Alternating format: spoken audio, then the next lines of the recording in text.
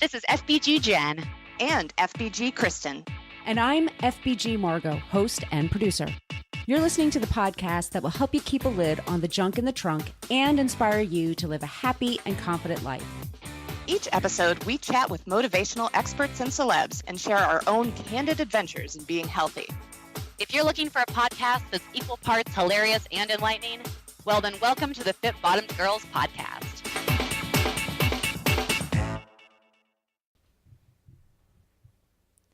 Gym bag and workout clothes smelling not so fresh? Well, hey, that's okay because we've all been there. And we have a great natural solution for you. Inspire Bath's new gym bag spray with natural odor control in a 1-ounce travel size that you can just throw in your bag to freshen up your clothes, your sports equipment, or anything else that just gets a little bit funky post-workout. Get yours now at inspirebath.com.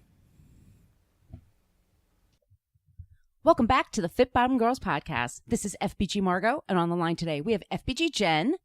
Hey. And we have FBG Kristen. Hey. And gals, let's talk hormone talk. We have Candace Burch from yourhormonebalance.com. She is our guest today. And Jen, you and I were on the line with her very recently. And can you talk to the audience a little bit about the show, why we wanted to talk to her, the kind of questions we get from our fans, that kind of thing?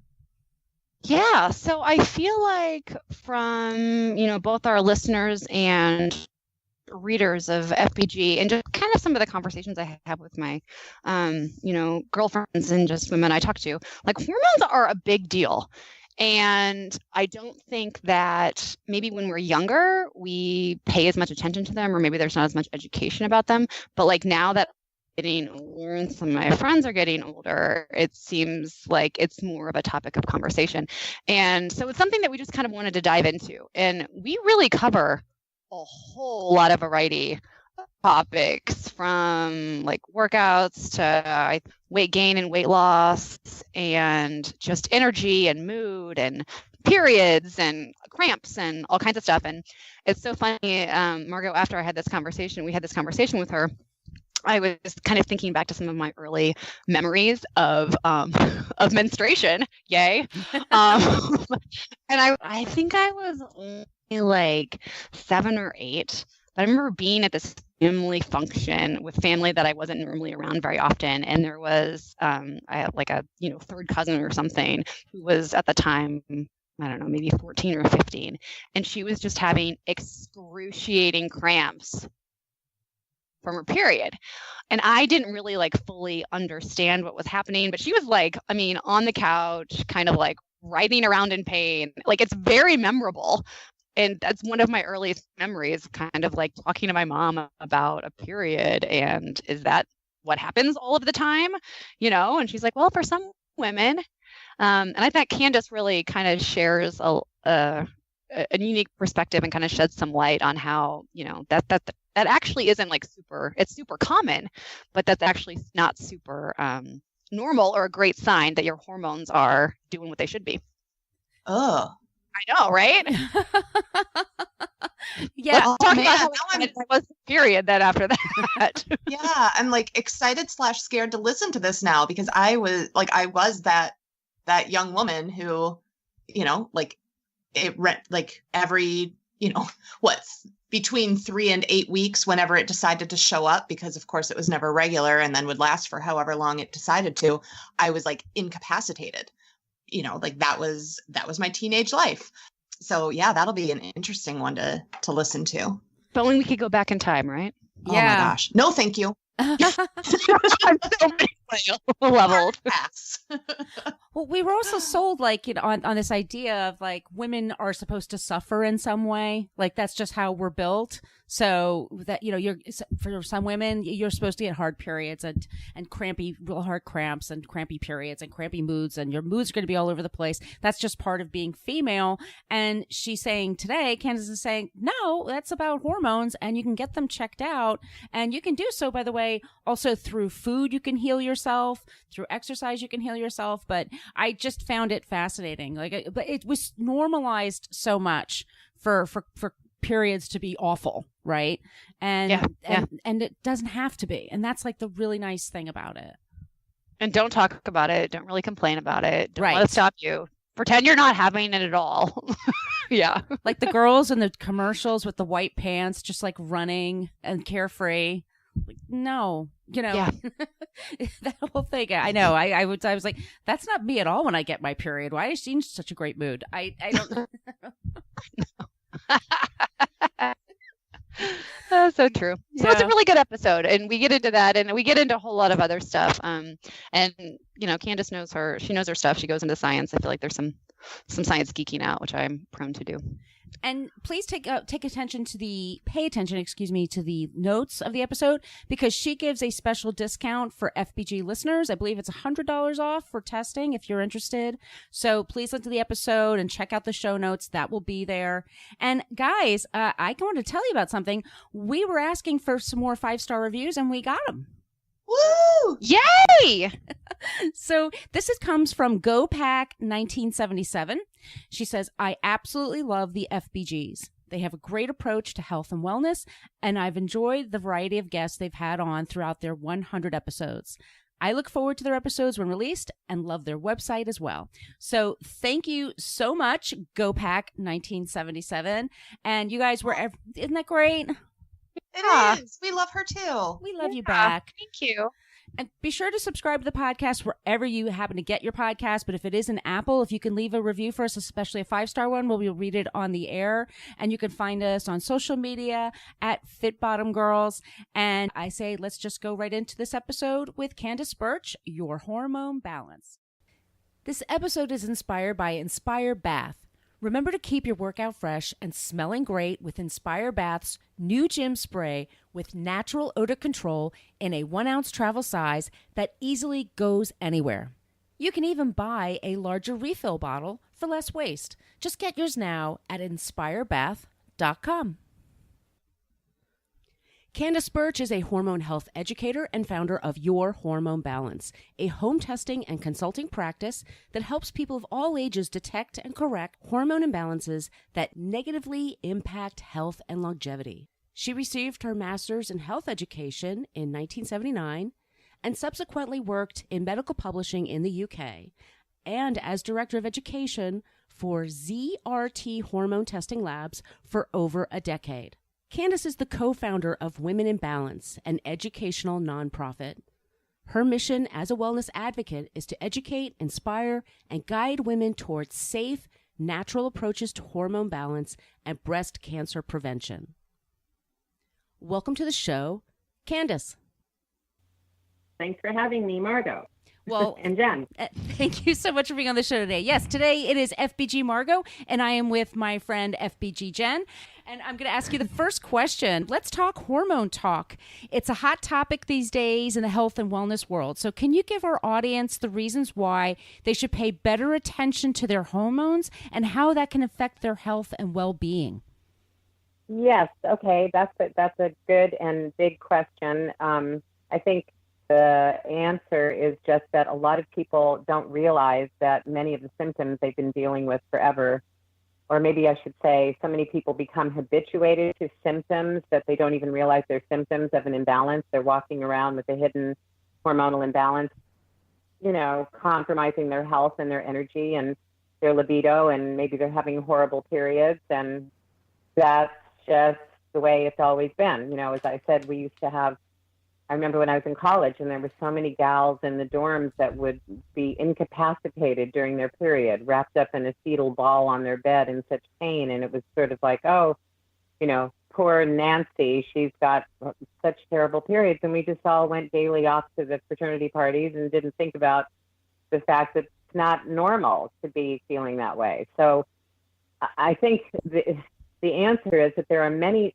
symptoms of hormonal imbalance that women need to be aware of to realize this is a symptom of an imbalance. It's compromising my health and well-being, and long-term can actually cause, disorders and illnesses and disease down the road. So it's pretty important. Fundamentally, hormones rule, as I say. They run the show. They rule our physical, emotional, and mental health. So getting on board with knowing a little bit more about them, knowing the symptoms of hormone imbalance and what you can do to rebalance naturally apart from just going on birth control pills, is pretty important to our, our overall sense of who we are and how we feel and how we look and all of that. So just so we all have a really good understanding, I think a lot of us, talk about hormones and it's like, oh, my hormones are out of whack, or I'm feeling really hormonal. Can you break down at a really just kind of basic level what hormones are and why their balance is just so darn important? Okay, sure. So hormones are actually, the word hormone in Greek means to propel or to put a force in motion. And hormones are indeed messengers. So they are chemical messengers that actually send signals from the brain to all the organs and glands of the body to perform certain functions. And the hormones that are signaled by the pituitary gland of the brain are controlling, our sleep, our moods, our memory, our sex drive, our fertility, our cycles, everything, about us, really.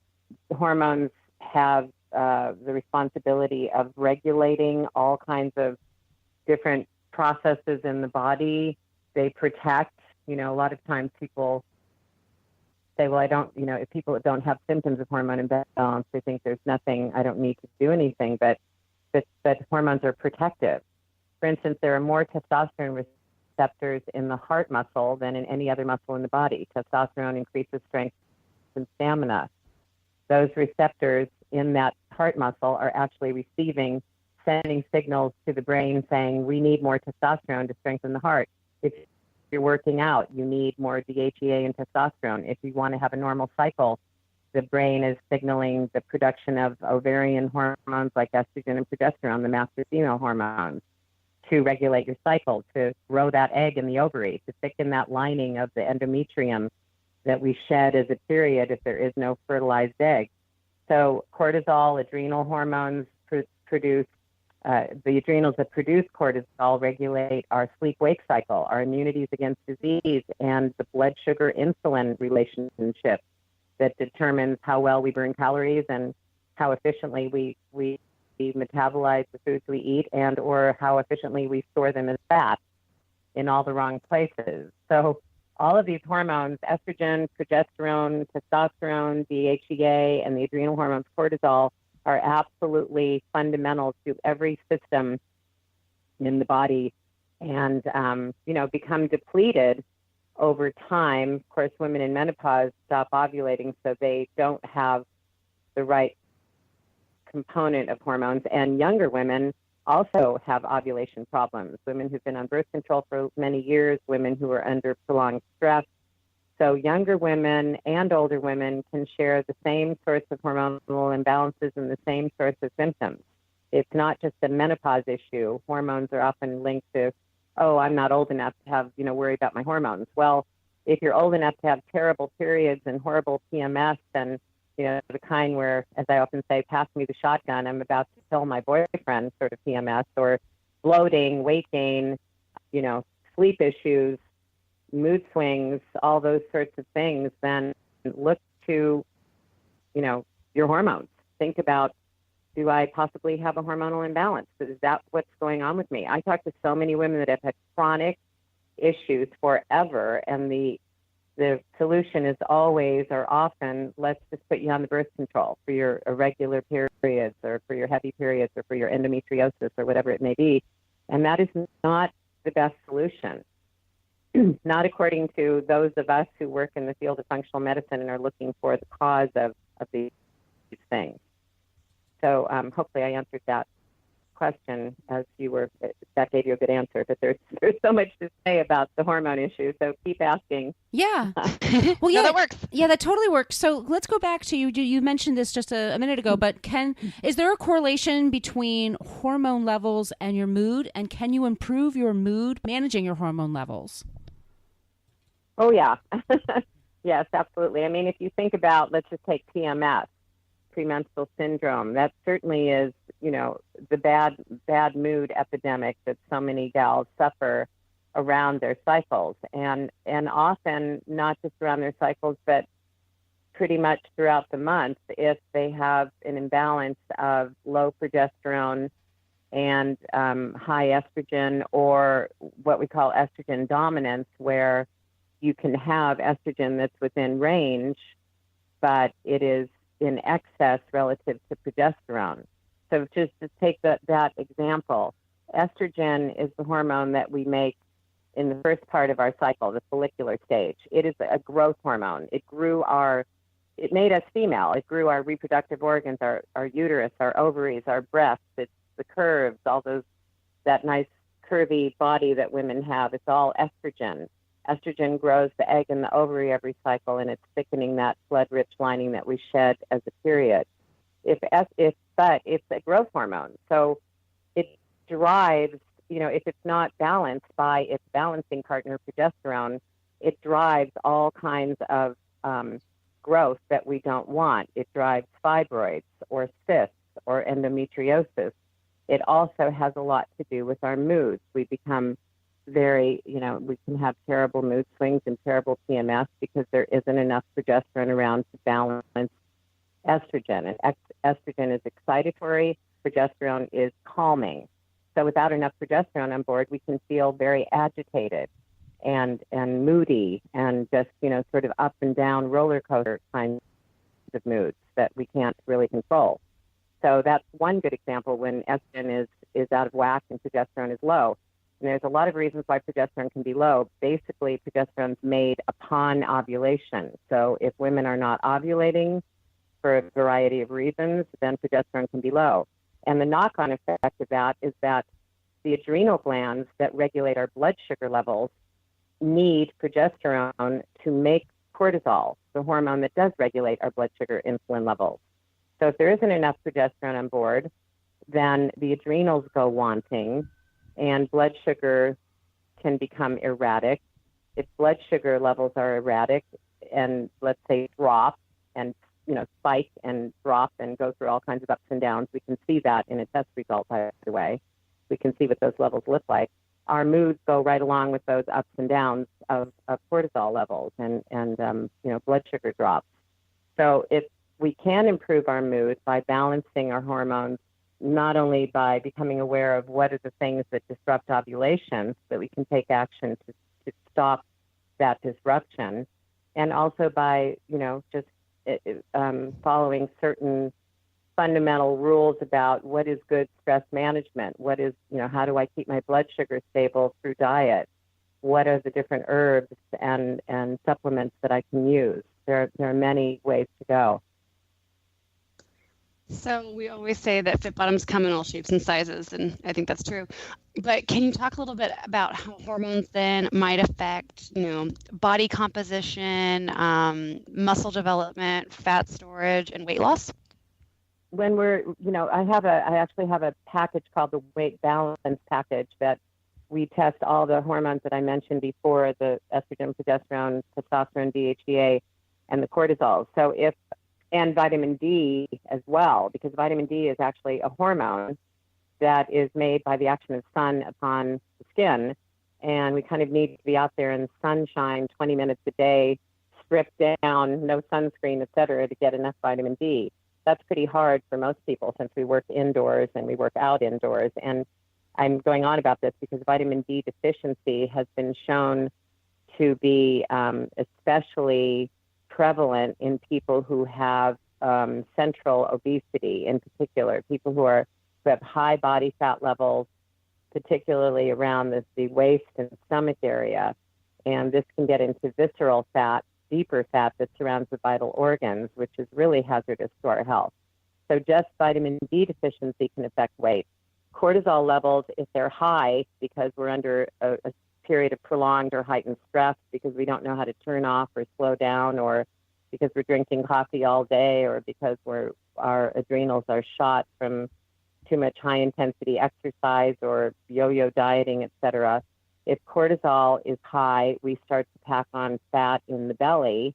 That is a stress response. The body in its wisdom senses stressors, which can be anything from, extreme workouts, calorie deprivation, emotional distress, all kinds of things. can compromise that process, and that right there can lead to the body storing fat in the belly as a hedge against, stress. The body, I often say, adrenals don't know between divorce or donuts. Too much sugar is inflammatory. That's a stress reaction. Divorce or death or any long-term stressors, like even a yeast infection or any chronic sort of thing, can really deplete the adrenals that watch over, as I mentioned, our blood sugar insulin connection, and that can lead to fat storage. And then again, estrogen dominance has a fat pattern of weight distribution that will start to settle in the thighs, the bottom, and the hips. So if you have that if you tend to be putting on weight in that area, you probably have excess estrogen.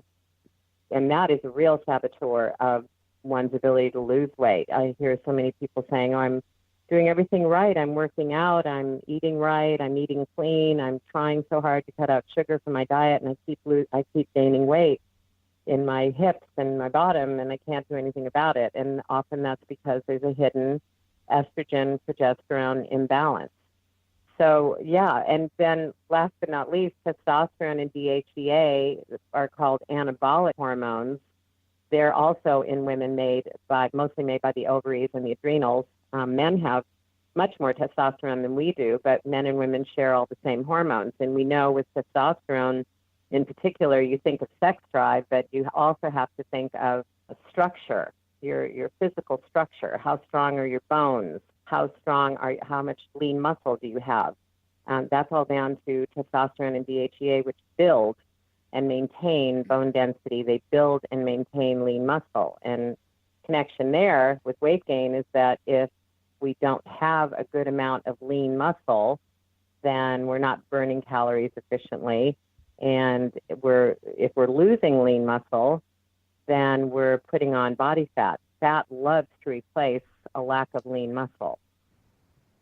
So there's a connection actually between all the hormones that I test in the weight balance package.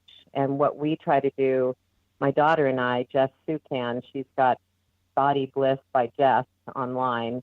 She and I consult with anybody that tests with me for the weight balance package. We test all those hormones I've mentioned, and then I talk to people for a good 50 minutes, review the results, and then Jess talks to them for a good 50 minutes. She's a nutritional health coach, and so she helps people eat for balance. She doesn't like to use the word diet, but we talk about the foods that help us rebalance and get out of that vicious cycle.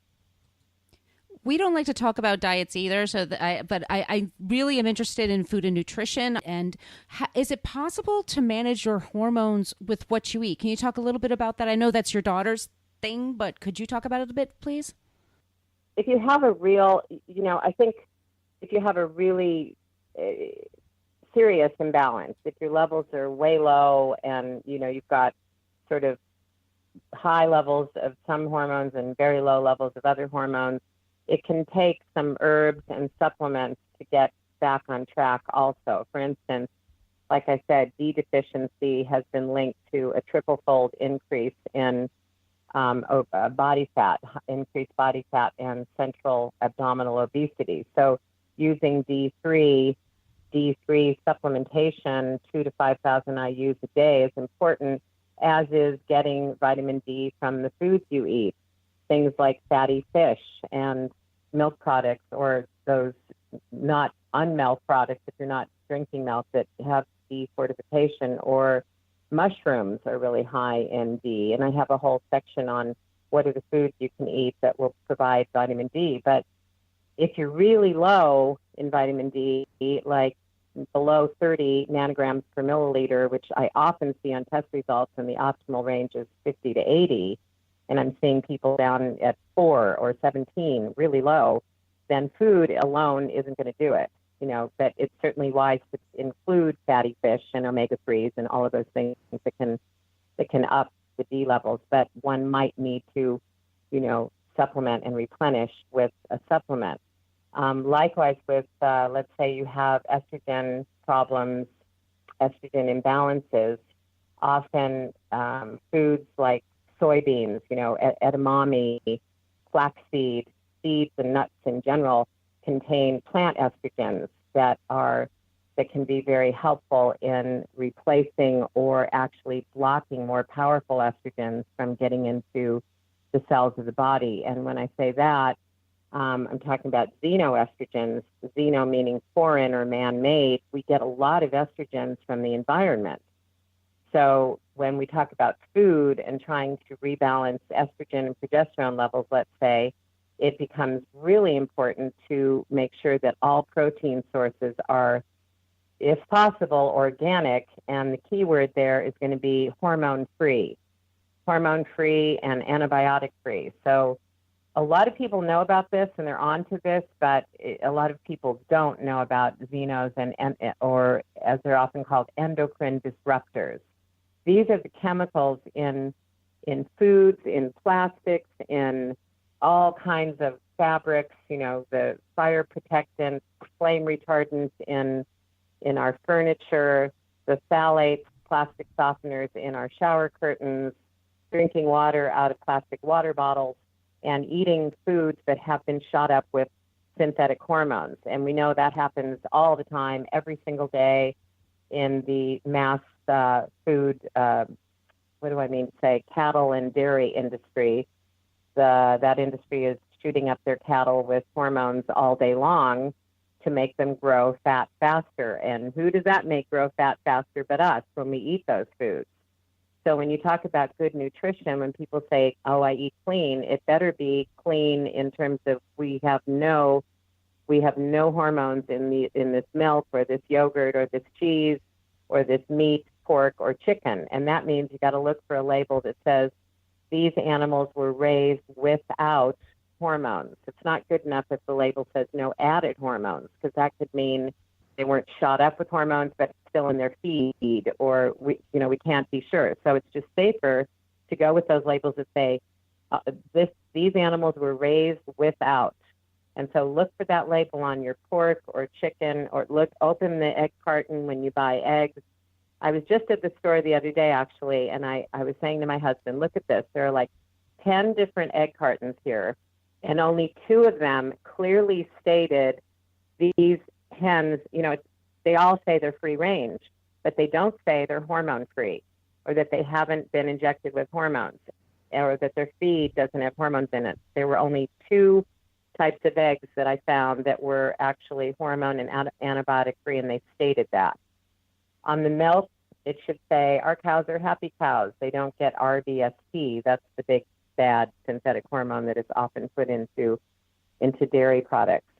So that's, if there's anything that people can do, any one thing, it would be to avoid the hormones in our food, to be sure to buy, especially when you're buying those fruits and vegetables that are so important for hormone balancing, the dark green leafy vegetables, the berries that are full of antioxidants and plant hormones. They need to be organic, because when they're thin-skinned, when they have, beautiful leafy greens, you don't want them infected or absorbed, you don't want them full of pesticides and herbicides. So they've got to be organic. Otherwise, you're taking all of that into your system. And what that does is those xenoestrogens act like estrogens in our body. The receptor sites that accept a hormone at the cellular level are duped into thinking this is a real estrogen, and that estrogen is accepted, maybe not nicely like hormones should work, like a key in a lock where they nicely open the door to a cell. A xenoestrogen kind of kicks the door in and takes over. It inhibits all the naturally occurring estrogens, and then just kind of runs the cell machinery and creates all kinds of extra estrogens that make us fat and moody and give us heavy periods. So I'd say, in a nutshell, watching those additives in our food, the hormones, the antibiotics, and last but not least, being sure to keep blood sugar stable. When blood sugar is unstable because we skip meals or we restrict certain foods to to a point where we're not getting enough protein, as in vegan diets, if you have to be really conscious of getting complete proteins. Because proteins are what hormones are made of. Good fats are what hormones are made of. So we can't be deficient in those things if we want to be in balance and rid of so many of the symptoms we suffer from. So that was a long answer, but all of those things are really key when it comes to good nutrition and food. And Jess has a million other suggestions about good alternatives to the foods we eat now. There are so many out there. That was great. And I'd love for you to also touch upon, I know we talked about, dieting and restriction, and we talked a little bit about exercise, but could you go a little bit into, workouts, what workouts can help heal and what workouts may be doing a little bit, possibly more damage to our hormones than we realize? Well, I'm not an exercise specialist, so I'm not, I can't detail a workout or that sort of thing, but I can tell you that it's, we know that women athletes who are, let's say, Olympians, or people who are training all the time, doing marathons, extreme high intensity exercise, people who teach spinning classes, and I've talked to so many of these gals, often don't ovulate. It's kind of known that, as I was saying, Olympian athletes anyway, often have what we call anovulatory cycles, where you have a period, which you can have a period without ovulating. And that gets into, again, a lack of progesterone. And that gets into, all kinds of issues, like I mentioned, with estrogen dominance and weight gain. And the problem is that the high-intensity exercise actually disrupts ovulation. So that anovulatory cycle can be a direct result of extreme exercise, because extreme exercise is a stressor. So the proviso needs to be, if you love to do high intensity, and a lot of people do, they feel great. Other people feel terrible after high intensity exercise. That's your first clue. If your muscles are sore and you feel exhausted rather than rejuvenated, that's a clue that your adrenals are taking a big hit and are not keeping up with this extreme exercise. I've talked to lots of gals that are fitness, that are trainers, and they do 5 or 6 exercise classes a day, and their adrenal curve, their pattern is just flattened. That pattern should be highest in the morning, because the adrenal glands are producing cortisol. That whole blood sugar insulin regulation is about energy. So they're producing cortisol to get you up in the morning and to get you going. It's your get up and go hormone. It should be highest in the morning. I see really, really low levels in the morning where people are dragging themselves out of bed and pushing through all day long with these low cortisol levels. So they're running on empty, and sometimes it has to do with an extreme exercise program. So the cure is, if you love the high intensity, do the high intensity. Although when I see flattened levels, I tell people to dial back for a while, go gentle, and don't do any high intensity more than 15 or 20 minutes a day, and only maybe twice a week. High intensity is great, when it's strength training and that sort of thing, for raising testosterone levels and boosting lean muscle mass. But again, if it's the only exercise you do, then it's going to take its toll on adrenal function. So a couple of days of high intensity, and if you test low in cortisol, then it needs to be not more than 20 minutes, and then alternating with days of the kind of exercise that releases tension held in the muscles. So that would be yoga, swimming, Pilates, stretching, brisk walking, biking, those sorts of exercises intermittent with the high intensity, because we want to release tension held in the muscles, because when we hold tension, then our cortisol demand goes up, and that's a further exhaustion upon the adrenal glands. And again, back to the whole picture of this. When the adrenal glands are taxed, we start to become taxed. We start to feel fatigued and burned out.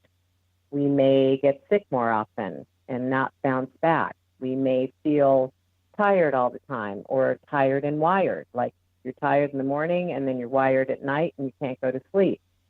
There's so many symptoms of what we call adrenal fatigue, where the adrenals are just not keeping up. One of them I mentioned is the belly fat, because the body's perceiving stress. It wants to hang on to fat. And, it's kind of trying to fuel you or store fat for whatever the stressor down the road, for the tsunami coming down the road. The adrenals don't know the difference. But in the meantime, you're packing on fat in your middle, and yet you're working out like a crazy person. So, and it's also things like, having a day where you don't exercise at all, where maybe you just, have a day on a Sunday where you read and you do whatever those things are that you love to do in life that are relaxing and enjoying. My husband and I just took a drive in wine country yesterday, and we had a nice little walk. It wasn't a strenuous walk, but we had a lovely walk through the vineyards and watched the sunset and had a glass of wine, that sort of thing. So it's, to boil down the answer to your question, we're talking about exercise is good, but we don't want it to be extreme. We don't want it to be constant. It can't be the only thing people are trying to do to lose weight, because often it's, it actually causes the body to hang on to that very fat that you're trying to get rid of. Amen.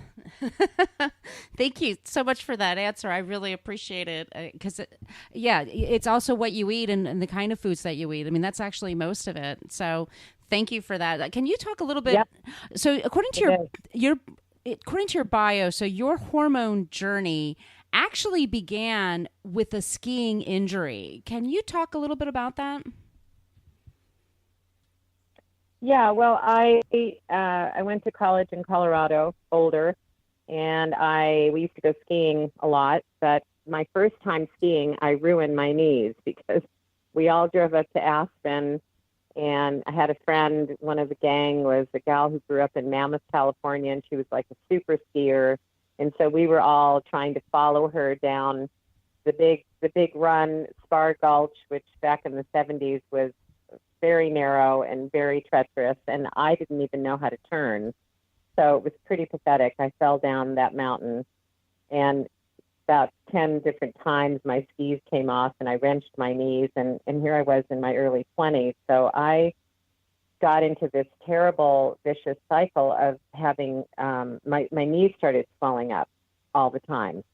And I would go to the doctor, and he would put cortisone in my knees, so a synthetic form of cortisol to stop inflammation, and then take the inflammatory liquid out and put me on anti-inflammatory meds, which gave me asthma and created all kinds of different problems. So I started realizing I can't keep doing this forever. And I went on a 17-day juice fast, started talking to some naturopaths and different holistic-minded people living up in Aspen, and started doing cleansings and fastings, and found that my knees didn't swell up as much. It was basically an early anti-inflammatory diet, the kind of diets that are now touted so as the Mediterranean diet or Dr. Wild's diet, eating mostly plants and plant-based eating with good, clean proteins, no sugars, no inflammatory grains. It was pretty much gluten-free, which no one was talking about back then. But so I started doing that and noticing my knees were so much better. They didn't get inflamed, and I wasn't in pain, and I could still ski. I mean, they weren't perfect because I had injured my meniscus, but I was able to manage, and I actually ended up teaching skiing for 7 years straight, almost every day. But in that interim, I got really interested in holistic health, natural health, and decided to leave my fun, overly fun, exuberant life in Aspen and go get a master's degree in health education. I just really wanted to study. I first thought about being a practitioner, but then thought, no, I think I just want to learn myself and help other people learn how to stay healthy. What are the foods we should be eating? What are the exercises we should be doing? How do we handle stress? How do we de-stress naturally? So that served me well. Over the years, I became a health educator. I lived in England for a long time, was an author and a publisher, a journalist. with Which magazine in London, which is a lot like Consumers Association, looking at, being a watchdog. What are the things that are healthy and what are the things that are touted as healthy and aren't really? And then when I got into my menopause years, it served me well because I knew I wasn't going to do synthetic hormones, which have been shown in the Women's Health Initiative to be so dangerous to women's health, so linked to breast cancers and heart attacks and strokes and blood clots in women. The synthetic Prempro and Premarin that women have been put on for 40, 50 years since going into menopause. So that all kind of became, my mantra was how can we, as we get older, how can we age well? How can we deal with hormonal imbalances? What do we do when we're in menopause? How do we balance our hormones naturally? And as it turns out, like you just said a minute ago, it's food, it's nutrition, it's stress management, it's exercise, and it's often supplements like B vitamins that support the adrenals big time, like some of the adaptogenic herbs that also nourish and strengthen our glands and organs. Sometimes it's using a little progesterone cream in menopause. Women need that because we're not ovulating anymore. So that was my journey. I just became, from a young gal in her 20s to now a woman of a certain age, and I feel like I've practiced hormonal balance with natural hormones, supplements, and the kind of eating and activity that we're talking about here. And I had kids late in life. I had Jess when I was 37, and I had my younger daughter Ryan when I was 41, and we just cruised. I cruised into menopause, and being an older mom wasn't a problem. And I think that's significant for a lot of women because so many women delay childbirth till their late 30s. So how do you do that? You do that by practicing balance. And this becomes especially significant with so many gals that I talk to that have been on birth control since they were 15, and now they're 33, 34, and they're trying to get pregnant, and it's a real problem. So that's another clue that hormones are out of balance and have been for years. So my journey carries on. There's so much information to impart to girls, women, young and old. It applies to all of us. So what about hormone testing? Can you talk about what that process is like? Yeah, that was part of my journey too. I realized when I went into, I wrote a funny blog about it because when I went into perimenopause, which is when your hormones really start doing the roller coaster thing because your ovaries are kind of packing up, for a good 8 to 10 years, your hormone levels are erratic because your ovaries are becoming erratic and moving towards menopause. And that usually starts mid-40s, and that was the age I was, and my kids were little, and I was just, do you swear on this program? A bee on wheels, where I was scaring my children. And because I had such horrible mood swings and a hot flash every 20 minutes. So I knew that I had to do something, and it was going to be natural. It wasn't going to be synthetic. And the first book I read was What Your Doctor May Not Tell You About Menopause by Dr. John Lee. And of course started crying because he was speaking to me, but he was the real guru putting saliva testing on the map and bioidentical hormones on the map. And I found out there was a test you could do. And as it turns out, this was, 15 years ago, or more, but that test, which is now done by so many functional medicine doctors, is salivary testing, where you spit into a tube, 4 tubes actually, because you want to measure adrenal function morning, noon, evening, bedtime, and you want to capture all your female hormones, estrogen, progesterone, and the testosterone, DHEA, when they're surging. You can do all of that in saliva by collecting morning, noon, evening, and bedtime, and into a tube non-invasively so that you're not pricking yourself with needles. And that's the testing that I recommend and that I do, and that so many functional medicine doctors do because of its nature being non-invasive, stress-free, no needles, and also the fact that saliva is the gold standard for measuring adrenal levels, and it is the way to measure hormones that have left the bloodstream and are moving into the tissues, that collection of cells in the body where hormones do their work, the target tissues of the body. When you measure hormones in blood, you're measuring hormones that are bound to their red blood cell. Hormones are carried in the bloodstream by a protein carrier. They're bound, they're inactive, but there's always a 2 to 4% fraction of that inactive hormone that is signaled by the pituitary, as we were talking earlier, to go to various cells that, to keep, because the hormone is in demand. She's working out, she's lifting weights, she needs a little testosterone over there to help strengthen her. Let's send some testosterone. So it's kind of, that's the simplified version, but testosterone hormone becomes unbound, free from its protein carrier, moves into the tissues of the body, and can be captured in salivary gland as a test. We can measure that active level of hormone. So a lot of the new age practitioners, integrative medicine doctors, naturopaths, nurse practitioners, functional medicine docs, prefer saliva testing over blood because of its ability to measure active hormone levels. And that's the test that I do through IUmetrics Lab, which is run by the former lab director of ZRT Lab, where I was the director of education for 15 years. So it's very high-level testing. I send a kit in the mail to people who want to test their levels. It's a home test kit because it needs to be, because you have to collect your first sample within a half hour of waking, and then at noon, evening, and at bedtime. You need a last sample at bedtime. So it has to be a home collection, which is really convenient, allows you to collect at the optimal times, is stress-free, and then you collect those saliva in the tubes. It's just like halfway. A half tube is great, minus bubbles.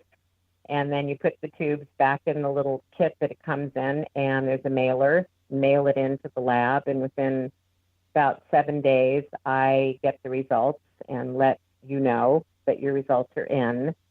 And then we have a 50-minute consult to go over the results, review everything that we see, to what extent each and every hormone's out of balance, and how that matches up with the symptoms that you reported. There's a whole requisition form that allows people to fill in all of their symptoms and to what extent they're experiencing those symptoms. And then when we review the test results, I match up, which symptoms you're experiencing go along with this particular imbalance that we've identified in the testing. Does that make sense? Yeah, totally. And we're going to include it in the show notes, but you're going to offer a discount for anybody that listens to the podcast that'd like to take the test themselves. Yes. Yeah, absolutely. $50. We'd love to offer $50 off any package that you would find at my website, www.yourhormonebalance.com. And if you put in the promo code FBG for Fit Bottomed Girls, does that make sense? Yes. Good promo code, FBG, easy to remember. We'd be happy to offer $50 off the test, the results, the consult, and you get a full-on ebook action plan of what steps to take based on what the test results showed you. It's from it's a process, beginning, middle, and end, and we don't leave you hanging with what do I do now. Right. There's a lot of information as to next steps, like what we've been talking about today. Yeah, I have a friend, she's my neighbor, and I told her I was speaking to you today, and she's been having issues with just extremely heavy periods. She's perimenopausal, and her doctors are just sort of like, yeah, that's just a part of it. Don't worry about it. And she's getting very frustrated because she's like, this just doesn't feel right. I hear that too often too. So many doctors saying it's just a normal part of things, et cetera. But, if we go back to part of what I was going on about before, estrogen being a growth hormone, as we get older, we're making more estrogen and less progesterone because we're not ovulating every cycle. And, because the ovaries are becoming inefficient, moving towards menopause. You said your friend is in perimenopause, so she's moving towards the inevitable, menopause at 50, around the age of 51, when we've gone like 12 months without a cycle, then we know our ovaries are done. And that's often when women need to use a little progesterone, because otherwise, and I'm talking bioidentical, like natural plant-based progesterone cream that is used in sync with our cycles. We use it in Goldilocks doses only during the time when our bodies would have been making it. Because what's happening is, without progesterone, estrogen just keeps growing the lining of the uterus, the endometrium, and it gets thicker and thicker and thicker. And it just, without the balancing effects of the progesterone, we start to have really heavy periods in perimenopause or in premenopause. Women who are in their 20s and 30s who, again, are not ovulating for whatever reason. So, yeah, that thickened lining, if it doesn't get shed properly or completely, periods just continue to get heavy, and that is not normal. It shouldn't be that way. It shouldn't be that we suffer with that sort of thing. It's absolutely a very clear, actually hallmark sign of a hormone imbalance going on. And I should say, it's more, there's so many other things too. Being overweight, fat cells make estrogen, so that adds to the estrogen burden, and all the xenoestrogens I was talking about earlier also add to the estrogen burden. So all of those things women need to become aware of. How do you avoid xenoestrogens? How can we lose weight naturally and rebalance our hormones so that we don't become so estrogen dominant that we have horrible heavy periods? There's so many things that can be done really to reverse that. So she should be blaming that on her hormones. Right. Taking steps to turn it around. It doesn't have to be permanent. So if you wanted to leave our listeners with one last message thing, what would that be?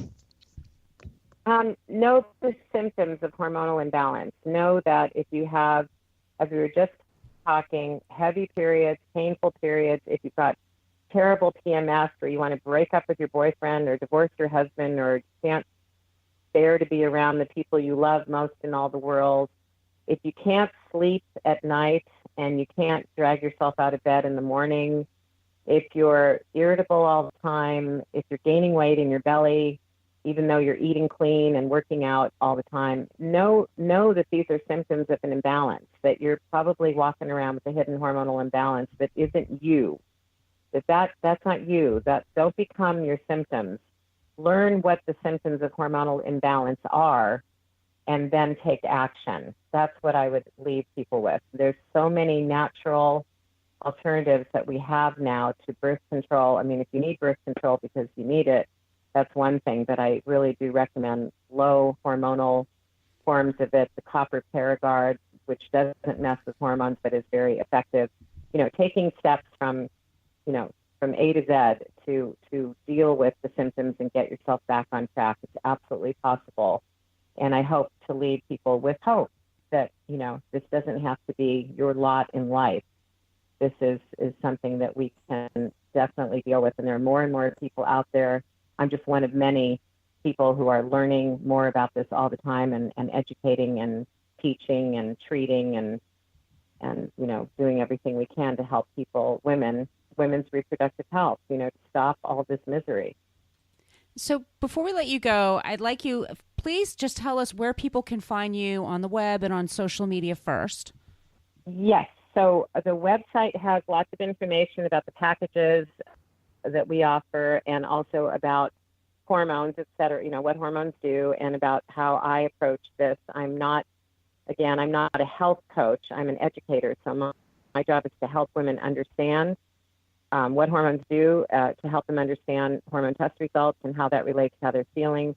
And so there's a lot of information on the website, yourhormonebalance.com. We have an Instagram, which is @ yourhormonebalance.com, and we also have Facebook, Your Hormone Balance. So all those avenues are great. Also, Jess, Body Bliss by Jess is Jessie's website to learn more about nutrition and hormone balancing drinks and smoothies and grains and everything. She's got so much great stuff on there. So there's lots of fun information, and it's really kind of empowering. So I encourage people to, hop on those two websites and learn what you can learn, and then follow through with testing if you can do it. That's the only way to really know. I always say, test, don't guess. That's the way to know what's really going on, and then you can take steps using those test results as your guide to turn things around. So I thank you for giving me the opportunity to talk more about this, because I think it's just absolutely essential for women's health going forward, for our present health and for our future health and longevity. Yeah, absolutely. And thank you so much for being on the show. There's so much great information. But before I let you go, I have to ask you one more question. And it's a question we ask everyone that appears on the show.